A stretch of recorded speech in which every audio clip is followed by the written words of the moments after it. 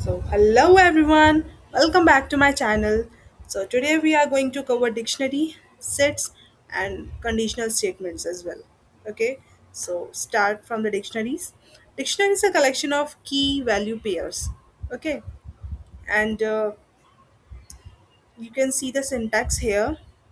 A, and these are the curly braces, then semicolon, and double quotes, key, and the value. And the properties of the dictionaries are it is unordered, it is mutable, it is indexed, and cannot contain duplicate keys. Yes, and here are the several methods of the dictionary. You can see, and a dot items. It will return a list of key value tuples, and a dot keys return a list of containing dictionary keys. But it will be return only keys. Okay, and the item will return key value pairs in the form of tuples. And a dot update, it will update the dictionary with supplied key value pairs. And a dot get name, it will return the value of this key. Name is the key, and when you use this, so you will get the value. And more methods are available on the docs python.org. You can check. Okay. So sets in the Python. Also, you all have studied sets in the 11th standard as well. And set is a collection of non-repetitive elements. Those elements who not repeat, like see, here is the syntax of to initialize an empty set.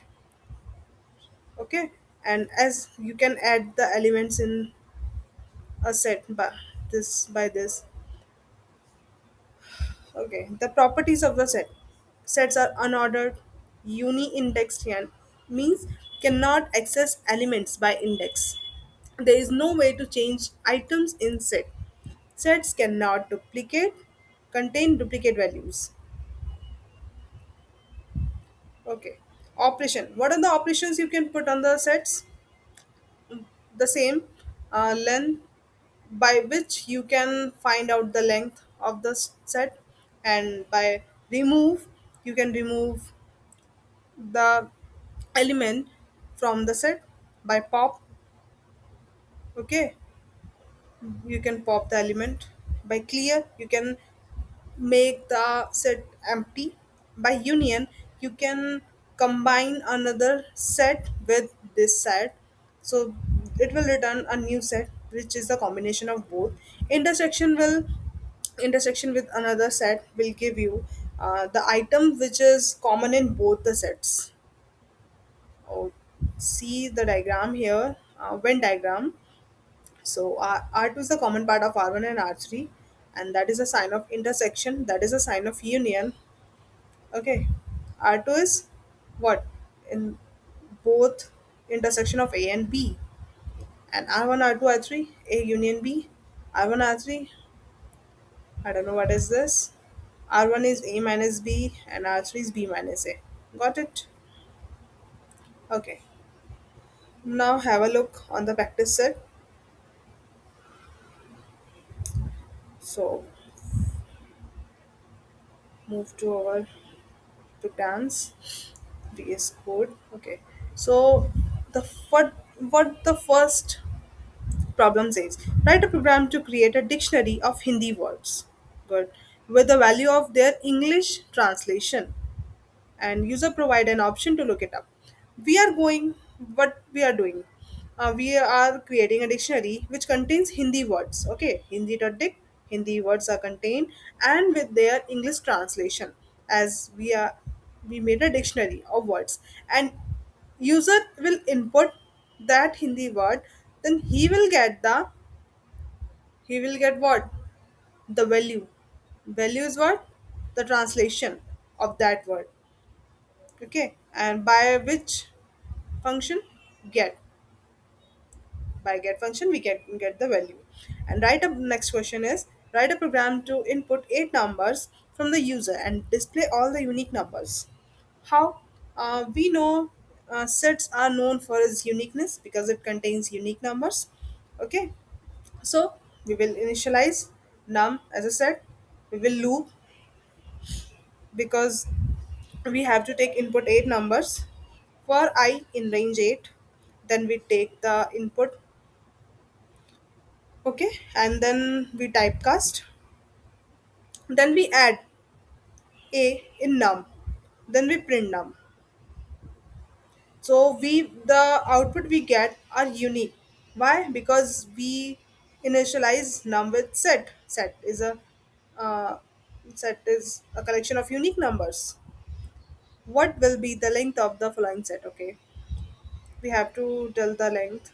See, we initialize the set, then we add 20, we add 20.0. See, both are same, and we add string.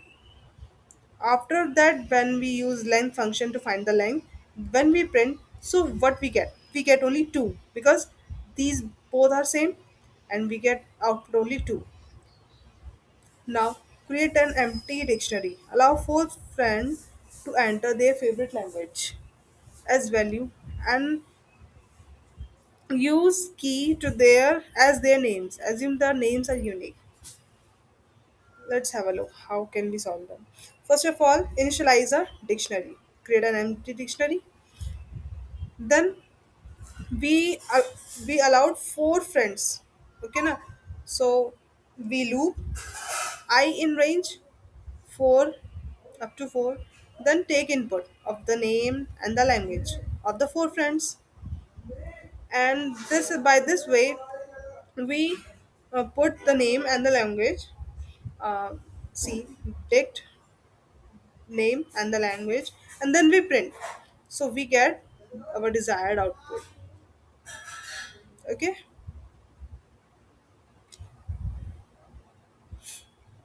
now conditional expression. This is something very important, and sometimes we want to play PUBG in our phone. See, if and else you all are aware, and okay, we will do different examples when we have to make decisions.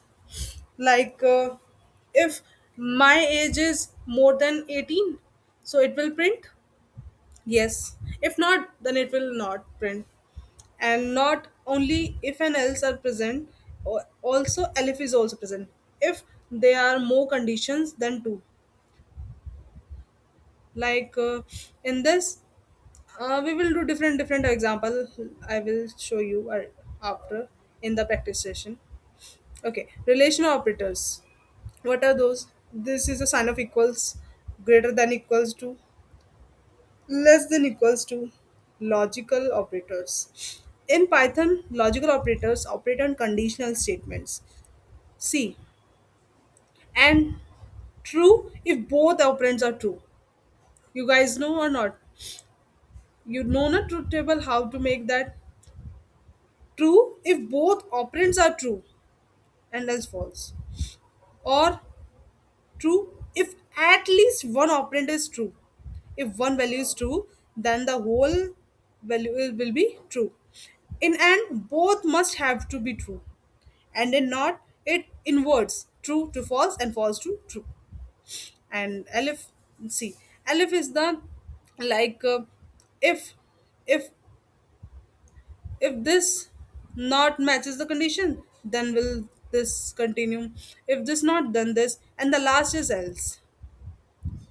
See, there can be any number of elif. Yes, there are so many number of elif statements, and last else is executed only if all the statements and all the conditions inside elifs fail. If elifs will fail, then else will be executed. So there are so many questions we will learn by practicing.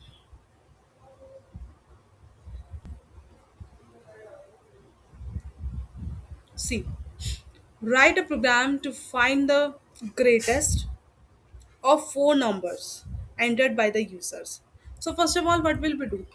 We will take the input from the users, and the input will be string, so we have to typecast A, B, C, D. We have taken the four numbers as input.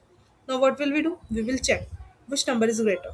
So in if statement, this is how we will write.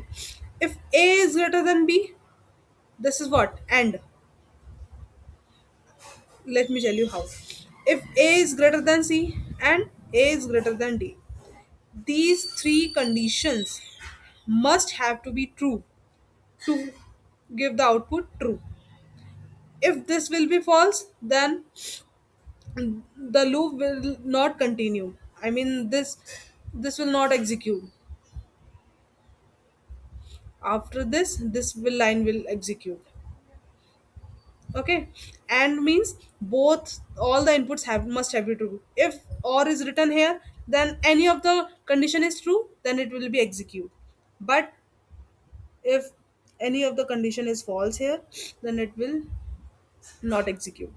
Now, if A is not greater than, then B must be greater than, and B must be greater than C and D. This is how if it is greater than, then print B. Same elif. If C is greater than D, then print C, and last is print A. You can check. You can run it in your console. Then you will definitely find your answer. Now, write a program to find out whether a student has passed or failed. If it requires a total of 40% and at least 33% in each subject to pass, assume three subjects and take marks as an input. First of all, we have to take marks as an input from the user. Math, let's math, physics, chemistry as a int in teacher typecasting. Okay, so we make total of all of them. Then we may calculate the percentage. Percentage is I know multiplied by 100 and the total will be divided by 300. So I cancel the 100 from upside and the downside. So I ultimately divided by 3. Sorry. Now if we check if maths marks, because the condition is here given, the he will be passed if he gets 33% in each subject and 40% total. So he will be passed, otherwise not. If maths marks are greater than 33 and physics more than 33, chem 33, and percentage is more than 40, then he will consider as he's passed, otherwise else not, he will fail. Okay, now next question is, um,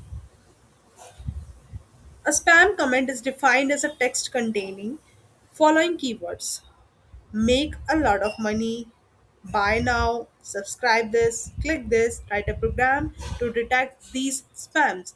We have to write a program.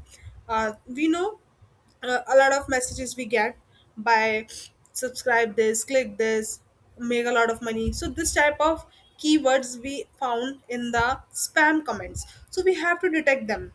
If we get any of the message, if this type of keywords are present there, so we will print yes it is a spam, or not, so not spam. How? We will take input from the user. Okay, if make a money of lot, make a lot of money, sorry, in A, if this kind, we take the input from the user, the message user get, he wants to know that this message is spam or not. So we are checking, make a lot of money in A, yes or not, or buy now in A, or subscribe this in A, or click this in A. So if any of the condition is true, then we will say yes, we will print it is a spam. Why? Or because any of the condition will be true, then it will consider as a spam comment. If not, then not spam. Now the question fourth is, write a program to find whether a given username contains less than 10 characters or not.